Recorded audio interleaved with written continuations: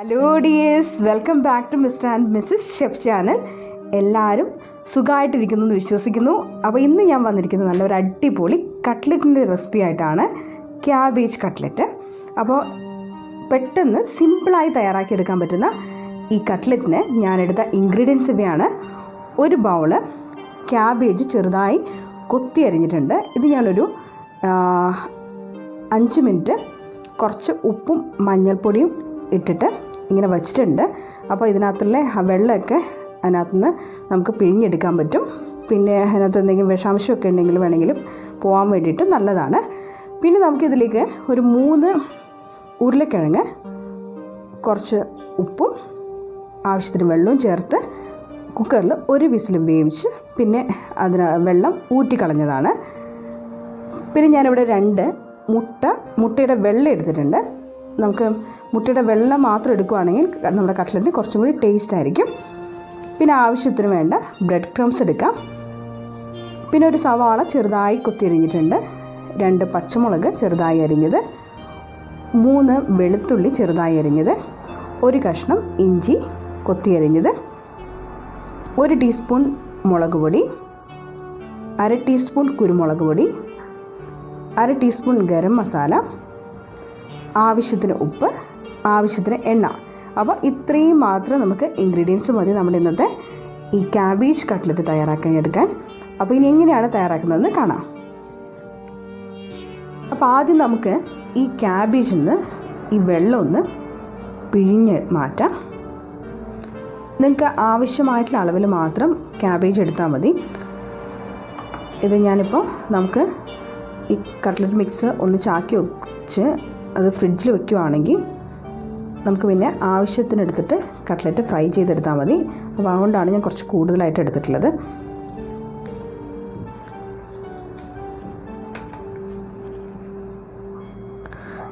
ഇത് കണ്ടോ, എനിക്കിപ്പോൾ ഇത്രയും വെള്ളം നമ്മുടെ ഈ ക്യാബേജിൽ നിന്ന് കിട്ടിയിട്ടുണ്ട്. അപ്പോൾ നമ്മൾ ഇതുപോലെ ക്യാബേജ് തോരനൊക്കെ വെക്കുമ്പം ഇതുപോലെ കുറച്ച് ഉപ്പൊക്കെ ഇട്ടിട്ട് നേരത്തെ വെച്ച് അതിനകത്ത് വെള്ളം പിഴിഞ്ഞ് കളയുവാണെങ്കിൽ ക്യാബേജിൽ ഇങ്ങനെ വെള്ളം പിടിക്കുന്നതൊക്കെ നമുക്ക് ഒഴിവാക്കാൻ പറ്റും.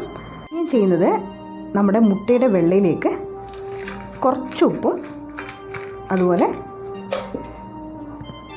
കുറച്ച് കുരുമുളക് പൊടിയും ചേർത്ത് ജസ്റ്റ് ഒന്ന് ബീറ്റ് ചെയ്ത് വെക്കാം. അപ്പോൾ നമ്മുടെ കട്ട്ലറ്റ് ഇങ്ങനെ ഫ്രൈ ചെയ്യുമ്പോൾ കുറച്ചും കൂടി ടേസ്റ്റ് ആയിരിക്കും. ഇതുപോലെ കട്ട്ലറ്റ് ഉണ്ടാക്കുമ്പോൾ ടേസ്റ്റ് കൂടാൻ വേണ്ടിയിട്ട് 1-2 ടിപ്സുകൾ ഞാൻ പറയുന്നുണ്ട്. അപ്പോൾ നിങ്ങളിത് വീഡിയോ സ്കിപ്പ് ചെയ്യാതെ മുഴുവൻ കാണാം. നമുക്കിനി ഒരു പാനിലേക്ക് എണ്ണ ഒഴിച്ച് ചൂടാകുമ്പോൾ അതിലേക്ക് അരിഞ്ഞു വെച്ചിരിക്കുന്ന സവാള ഇട്ട് കൊടുക്കാം.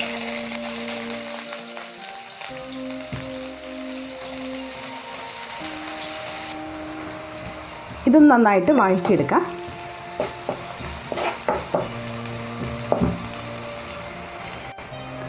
നമ്മുടെ സവാള ഒന്ന് പകുതി വഴന്നു കഴിഞ്ഞാൽ നമുക്കതിലേക്ക് നമ്മൾ അരിഞ്ഞു വെച്ചിരിക്കുന്ന ഇഞ്ചിയും വെളുത്തുള്ളിയും അതുപോലെ പച്ചമുളകും ചേർത്ത് നന്നായിട്ടൊന്ന് വഴറ്റിയെടുക്കാം.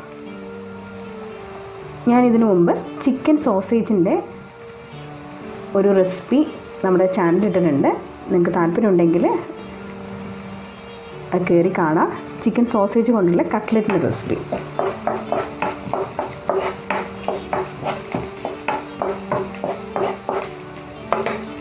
ഇപ്പം നമ്മുടെ പച്ചമുളകും ഇഞ്ചിയും സവാളയൊക്കെ നന്നായിട്ട് വഴന്നു വന്നിട്ടുണ്ട്. ഇനി നമുക്കതിലേക്ക്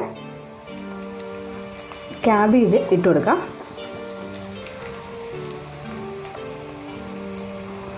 അതും ഈ എണ്ണയിലിട്ട് നന്നായിട്ടൊന്ന് വഴറ്റിയെടുക്കാം.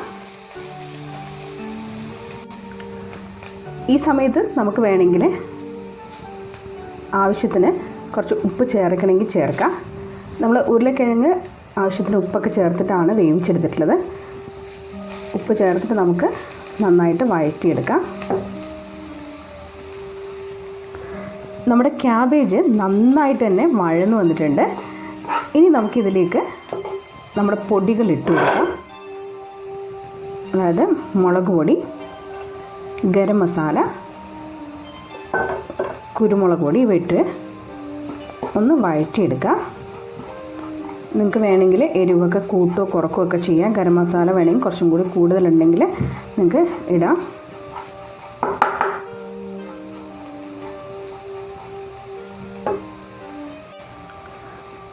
നമ്മുടെ പൊടികൾ നന്നായിട്ട് മൂത്ത് വന്നിട്ടുണ്ട്. ഈ സമയത്ത് നമുക്ക് നമ്മൾ വേവിച്ച് വെച്ചിരിക്കുന്ന ഉരുളക്കിഴങ്ങ് ഇതിലേക്ക് ഇട്ട് കൊടുക്കാം. ഇതിനി നന്നായിട്ടൊന്ന് ഇതുമായിട്ട് മിക്സ് ചെയ്തെടുക്കാം. നമ്മുടെ ഉരുളക്കിഴങ്ങ് ബാക്കി ഇൻഗ്രീഡിയൻസുമായിട്ട് നന്നായിട്ട് ഉടച്ച് മിക്സ് ചെയ്തെടുക്കണം. നിങ്ങൾക്ക് വേണമെങ്കിൽ നേരത്തെ സ്മാഷ് ചെയ്തും ഇതിൽ ചേർക്കാം ഉരുളക്കിഴങ്ങ്. ഇനി നമുക്ക് ഇതിലേക്ക് കുറച്ച് നമ്മളെടുത്ത് വെച്ചിരിക്കുന്ന കവർ ചെയ്യാൻ വെച്ചിരിക്കുന്ന ബ്രെഡ് ക്രംസ് കുറച്ച് ഇതിലേക്ക് ഇട്ട് കൊടുക്കാം. ഇതൊരു ചെറിയ ടിപ്പാണ് കേട്ടോ. എൻ്റെ സിസ്റ്ററിലോ ദീപ ചേച്ചി കട്ട്ലറ്റ് ഉണ്ടാക്കുമ്പോൾ ഇതുപോലെ ബ്രെഡ് ക്രംസ് ഇതിനകത്ത് മിക്സ് ചെയ്യും. അപ്പോൾ നമ്മുടെ കട്ട്ലറ്റ് കുറച്ചും കൂടി ക്രിസ്പിയും അതുപോലെ ടേസ്റ്റി ആയിരിക്കും. ഇതൊന്ന് നന്നായിട്ട് മിക്സ് ചെയ്യുക. ഈ സമയത്ത് വേണമെങ്കിൽ നമുക്ക് ആവശ്യമുണ്ടെങ്കിൽ ഉപ്പ് വേണമെങ്കിൽ ചേർത്ത് കൊടുക്കുക. അതുപോലെ നിങ്ങളുടെ കയ്യിൽ മല്ലിയിലേക്ക് ഉണ്ടെങ്കിൽ നിങ്ങൾക്ക് വേണമെങ്കിൽ ഈ സമയത്ത് ഇതിനകത്ത് ചേർത്ത് കൊടുക്കാം. അപ്പോൾ നമ്മുടെ കട്ട്ലറ്റ് മിക്സ് ഇവിടെ റെഡി ആയിട്ടുണ്ട്. ഇനി നമുക്ക് സ്റ്റൗ ഓഫ് ചെയ്ത് ഇതൊന്ന് ചെറുതായിട്ട് തണുക്കാനായിട്ട് മാറ്റി വയ്ക്കാം. കൈ പൊള്ളാത്ത വിധം തണുത്ത് കഴിഞ്ഞാൽ ഇനി നമുക്ക് നമ്മുടെ ഈ കട്ട്ലറ്റ് മിക്സ് ഒന്ന് മോൾഡ് ചെയ്തെടുക്കാം. എൻ്റെ കയ്യിലിപ്പോൾ ഇതുപോലുള്ള ഒരു കട്ട്ലറ്റ് മോൾഡറുണ്ട്. നിങ്ങൾക്ക് വേണമെങ്കിൽ കൈ വെച്ചോ അല്ലെങ്കിൽ വേറെ എന്തെങ്കിലും മോൾഡ് വെച്ചോ നിങ്ങൾക്ക് ഇഷ്ടമുള്ള ആകൃതിയിൽ ഇതൊന്ന് മോൾഡ് ചെയ്തെടുക്കാം. റൗണ്ടായിട്ടോ ഓവലായിട്ടോ എന്ത് വേണമെങ്കിലും നിങ്ങൾക്ക് ഇഷ്ടമുള്ള രീതിയിൽ ഇതൊന്ന് മോൾഡ് ചെയ്തെടുക്കാം. അങ്ങനെ നമുക്ക് എല്ലാ മിക്സും ഇതുപോലെ ഏതെങ്കിലും ഒരു ഷേപ്പിലേക്ക് മോൾഡ് ചെയ്തെടുക്കാം. ഇനി നമുക്ക് ഒരു കടായി സ്റ്റൗവിൽ വെച്ച് നന്നായി ചൂടാകുമ്പോൾ അതിൽ എണ്ണ ഒഴിച്ച് നന്നായിട്ടൊന്ന് എണ്ണ ചൂടാക്കിയെടുക്കാം. ഇനിയാണ് നമ്മുടെ അടുത്ത ചെറിയ ടിപ്പ്. ഇതിലേക്ക് നമുക്ക് ഒരു ചെറിയ കഷ്ണം വെളുത്തുള്ളി ചതച്ചത് ഇട്ട് കൊടുക്കാം.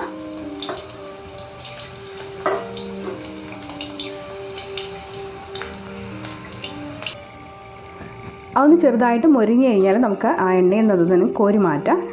ഇങ്ങനെ ചെയ്യുമ്പോൾ നമ്മൾ ഈ എണ്ണയിലിട്ട് നമ്മുടെ കട്ട്ലറ്റ് ഫ്രൈ ചെയ്യുവാണെങ്കിൽ കുറച്ചും കൂടി നല്ല ടേസ്റ്റ് ആയിരിക്കും.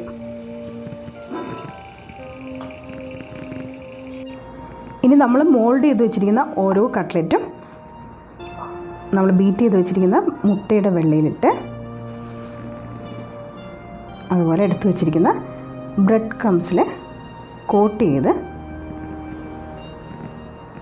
ഇങ്ങനെ മാറ്റി വയ്ക്കാം. അങ്ങനെ ബ്രെഡ് ക്രംസിൽ കോട്ട് ചെയ്ത ആ കട്ട്ലറ്റ് നമുക്ക് നമ്മുടെ തിളച്ച എണ്ണയിലേക്ക് ഇട്ട് കൊടുക്കാം. അങ്ങനെ നമുക്ക് എല്ലാ കട്ട്ലറ്റും ഇതുപോലെ കോട്ട് ചെയ്ത് എണ്ണയിലേക്ക് ഇട്ട് കൊടുക്കാം. ഒരു ഭാഗം മൊരിഞ്ഞു കഴിഞ്ഞാൽ നമുക്ക് മറിച്ചിട്ട് മറ്റേ ഭാഗം കൂടി ഫ്രൈ ചെയ്തെടുക്കാം.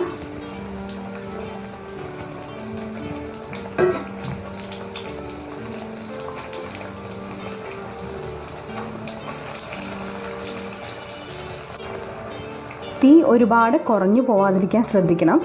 അല്ലെങ്കിൽ നമ്മുടെ കട്ട്ലറ്റിൽ എണ്ണ പിടിക്കാനുള്ളൊരു ചാൻസ് ഉണ്ട്. ഒരു മീഡിയം ഫ്ലെയിമിൽ വെച്ചിട്ട് ഫ്രൈ ചെയ്യുന്നതായിരിക്കും നല്ലത്. അങ്ങനെ രണ്ട് ഭാഗവും നന്നായി മൊരിഞ്ഞ കട്ട്ലറ്റ് നമുക്കിനി ഒരു ടിഷ്യൂ വിരിച്ചിട്ടുള്ള പ്ലേറ്റിലേക്ക് മാറ്റാം. അപ്പോൾ നമ്മുടെ രുചികരമായിട്ടുള്ള ക്യാബേജ് കട്ട്ലറ്റ് ഇവിടെ റെഡിയാണ്. നിങ്ങളെല്ലാവരും കട്ട്ലറ്റ് ഇതുപോലെ തയ്യാറാക്കി നോക്കുമല്ലോ. തയ്യാറാക്കി നിങ്ങളുടെ ഫീഡ്ബാക്സുകൾ കമൻസിൽ അറിയിക്കാൻ മറക്കരുത്. ആരെങ്കിലും ചാനൽ സബ്സ്ക്രൈബ് ചെയ്യാത്തവർ കാണുന്നുണ്ടെങ്കിൽ ചാനലൊന്ന് സബ്സ്ക്രൈബ് ചെയ്ത് ബെല്ലൈക്കൺ ഓൾ എന്ന് പറയുന്ന ഓപ്ഷൻ ഒന്ന് എനേബിൾ ചെയ്യാം. അപ്പോൾ നമുക്ക് പുതിയ പുതിയ വീഡിയോകളായിട്ട് വീണ്ടും കാണാം. അതുവരെ ടേക്ക് കെയർ.